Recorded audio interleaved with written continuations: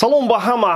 Дирӯз як рӯзи пур аз футбол буд. Чанд бозӣ гузашт, баъзеҳо дар чемпионат, баъзеҳо дар ҷом. Ҳодисаҳои ҷолиб, натиҷаҳои ғайричашмдош, лаҳзаҳои баҳснок ҳамааш буд ва имрӯз мо муҳимтарин бозиҳоро муҳокима мекунем.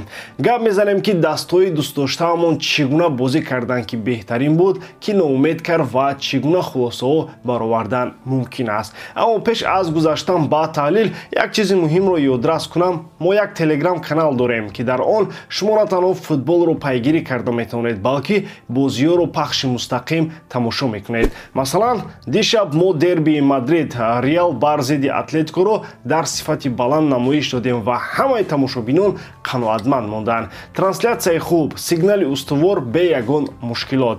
Имрӯз бошад боз як бозии бузург дар пеш аст. Барселона бо Севилья бозӣ мекунад ва шумо метавонед онро мустақиман дар канали телеграми ман тамошо кунед. Агар шумо мехоҳед ки бозиҳоро бидуни мушкилот тамошо кунед, ҳатман обуна шавед. Вале ин ҳамааш нест. Дар канали мо шумо метавонед бо дигар мухлисон суҳбат кунед, бозиҳоро муҳокима кунед, фикри худро баён намоед ва аз ҳамаи хабарҳои муҳим огаҳ бошед.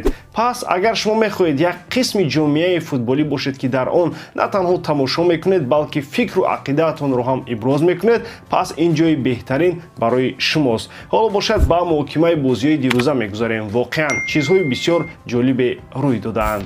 Челси боз як бор ҳамаи чизро душвор сохт. Пас аз он ки Брайтон бо ҳисоби 0-7 аз Ноттингем Форест шикаст хӯрд, ҳама интизор доштанд ки Челси бемушкилӣ ба даври навбатии ҷоми Англия мегузаранд. Вале не, дастаи Энсо Мареска бозиро бо ҳисоби 1-2 бой дод ва бозам мушкилоти зиёди худро нишон дод. Росташро гӯям, ин касеро тааҷҷуб намеорад. Вақте ки ман дидам ки Роберт Санчес дар ҳайати асосӣ аст, фаҳмидам ки Челси бозиро мебозад. Бале, онҳо аввалин шуда гол заданд, аммо ин бештар ба хатои дарвозабони Брайтон вобаста буд, на ба маҳорати даста. Палмер тӯбро ба маркази ҷаримагоҳ фиристод. Дарвозабон бошад, худаш тӯбро ба дарвозаи худ зад. Вале Челси ҳатто ин пешсафиро ҳамагӣ 8 дақиқа нигоҳ дошта натавонист. Жоэл Велтман як партофти аҷоиб кард. Ратер бо сар зарба зад 1-1. Баъд аз ин бозӣ ба як бетартибии комил табдил ёфт. Челси ягон идея надошт, тӯбро бенатиҷа мегузаронд, ҳаракатҳо суст буданд. ҳис мешуд ки худи Мареска намедонад ки чӣ кор мекунад. Натиҷа маълум буд. Кауро Митома дар як ҳолати классикӣ Санчезро фиреб дод ва тӯбро ба дарвоза зад. Баъд аз ин Челси танҳо дар майдон буд, бидуни идея, бидуни ҳуҷум, бидуни ягон қувва. Мареска ивазкуниҳо кард, вале онҳо чизеро тағйир надоданд. Агар ин даста ба чоргунаи беҳтарин ворид нашавад, пас бояд Марескаро аз кор ронанд. Челси мураббии таҷрибадорро ниёз дорад ки потенсиали бозингарони ҷавонро истифода бурда тавонад, на шахсеро ки гӯё тактикаи худро дар бозии FIFA месанҷад. Ман намедонам ки Челси аз ин бозӣ чӣ мехост, вале як чиз аниқ аст. Онҳо барои ғалаба омода набуданд. Вақте ки тактикаи даста фақат аз тӯбгузарониҳои суст ва беэнергия иборат аст, ғалаба намешавад. Дар ҳақиқат ин даста сатҳи хеле паст дорад. Ҳар чизе ки онҳо мекунанд, ин танҳо пас кардани тӯб аст, бидуни ҳуҷуми хатарнок, бидуни идея. Вингерҳои онҳо шояд бадтаринҳо дар 25 соли охир дар ҳайати Челси бошанд. Чунин ҳис мешавад ки агар онҳо ҳама якбора ҷароҳат гиранд ё ҳатто дар озмоиши допинг ноком шаванд, ба даста ягон таъсир намерасонад, зеро сатҳи онҳо аллакай хеле паст аст. Ду чиз мумкин аст. Якум, Челси қасдан ин бозиро бой дод. Агар ин тавр бошад, пас хеле таассуфовар аст ки даста чунин мураббӣ дорад. Ин набояд қабулшаванда бошад. Дуюм, онҳо ҳақиқатан кӯшиш карданд, вале ин ҳама чизест ки онҳо метавонанд нишон диҳанд. Агар ин тавр бошад, пас дигар ягон шарҳ додан лозим нест. Ба ман ростӣ барои Кол Палмер дилам месӯзад. Ва ягона шахсест ки кӯшиш мекунад бозӣ кунад, вале дар ин Мареска бол ӯ танҳо азият мекашад. Дигар бозингарон ё медаванд беҳадаф, ё намедонанд ки дар майдон чӣ кор кунанд. Агар чизе тағйир наёбад, Челси ҳатто ба мусобиқаҳои аврупоӣ роҳ намеёбад. Дар чунин сатҳ бозӣ кардан маънои онро дорад ки ҳатто ба ҷои шашум низ намерасанд, чӣ расанд ба Лигаи Чемпионҳо. Манчестер Сити ба даври навбатии ҷоми Англия роҳ ёфт, аммо ин кор хеле душвор буд. Гвардиола қарор кард ки ба баъзе бозингарони ҷавон ва нав имконият диҳад, вале ин қариб бохти шармовар меовард. Лейтон Ориент ки дар Лигаи Севими Англия бозӣ мекунад, ба Сити мушкилоти зиёд эҷод кард ва маҷбур кард ки роҳбарони даста бозиро наҷот диҳанд. Бозӣ бо голи аҷиб шурӯъ шуд. Ҷейми Донли, бозингари иҷоравии Тоттенхем, аз маркази майдон зарба зад. Тӯб ба тири дарвоза бархӯрд ва пас аз пушти Стефан Артега ба ба дарвоза даромад.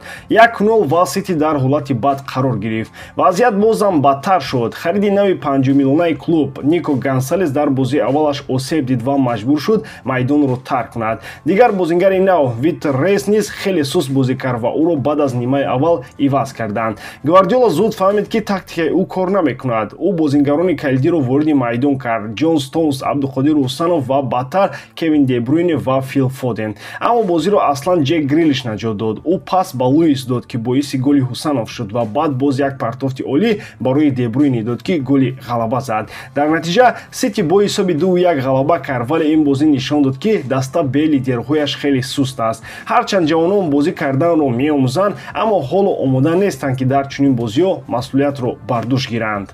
Сити қариб ки ба истироҳат баромада буд. Ин бозӣ на танҳо бозии оддӣ, балки як санҷиш барои ҷавонони даста буд. Ва чӣ шуд? хаос. Ман мефаҳмам ки Гвардиола мехоҳад бозингарони навро бисанҷад, вале баъзан ӯ аз ҳад зиёд таҷриба мекунад. Бозингарони ҷавон ба майдон баромаданд ва ба ҷои он ки бозиро назорат кунанд, онҳо дар ҳолати шок афтоданд. Ва натиҷа чӣ шуд? Донли аз маркази майдон зарба мезанад ва Артега танҳост ки нигоҳ кунад ки чӣ тавр тӯб ба пушташ бархӯрда ба дарвоза медарояд. Ин чӣ буд? Голи худӣ ё туҳфаи махсус ба рақиб?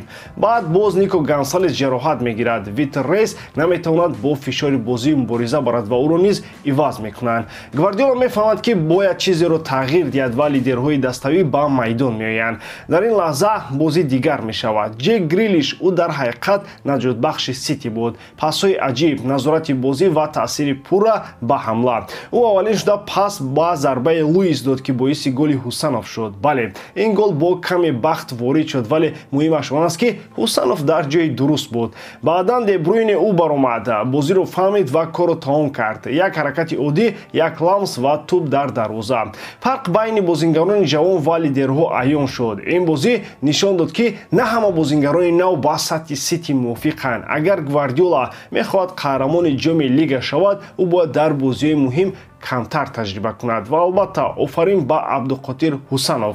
Голи аввалаш барои Сити ва як лаҳзаи муҳим дар карьераи ӯ. Ӯ то ҳол ҳамагӣ 3 бозӣ барои клуб анҷом додааст, вале аллакай саҳми худро гузошт. Ин нишонаи хуб аст. Хулоса, Сити ғалаба кард, вале агар онҳо чунин бозӣ кунанд, дар бозиҳои калон мушкил хоҳанд дошт. На ҳамеша Де Брюйне ва Грилиш дар скамейка хоҳанд буд ки онҳоро наҷот диҳанд.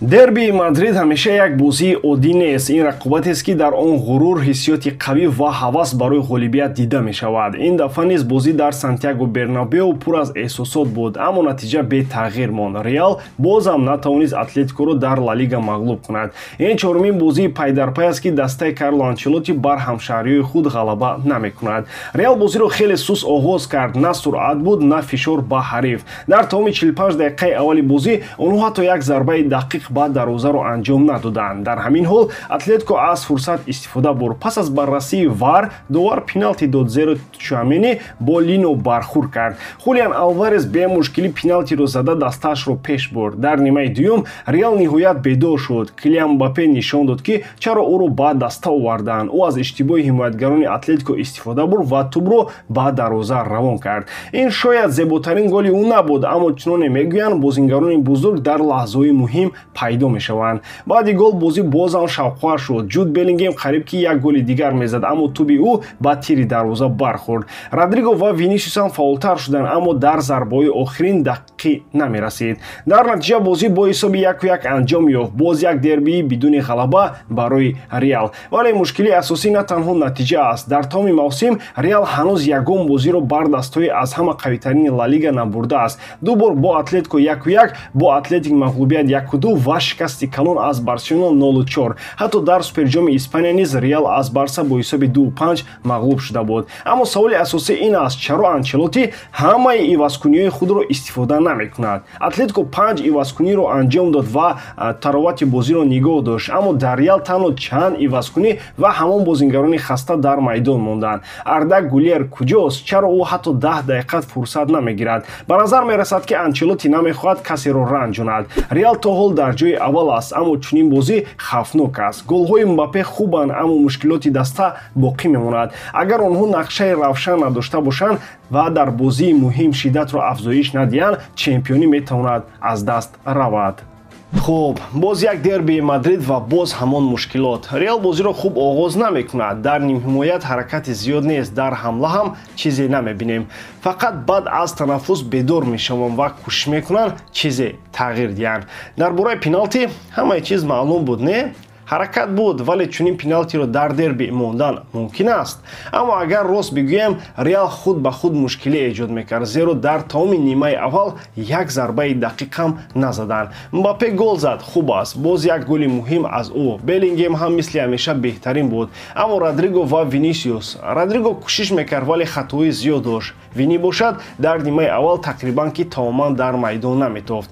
Вале ман намефаҳмам чаро Анчелоти бозингарони захиравиро вориди майдон намекунад. Симеоне ҳамаи чизро тағйир дод, 5 ивазкунӣ кард, вале дар Реал ҳамон бозингарони хаста то охир монданд. Чаро Арда Гулер фурсат намегирад? Барои чи Браҳим Диас ҳамагӣ чанд дақиқа бозӣ кард? Анчелоти гӯё метарсад ки касеро аз даста хафа кунад.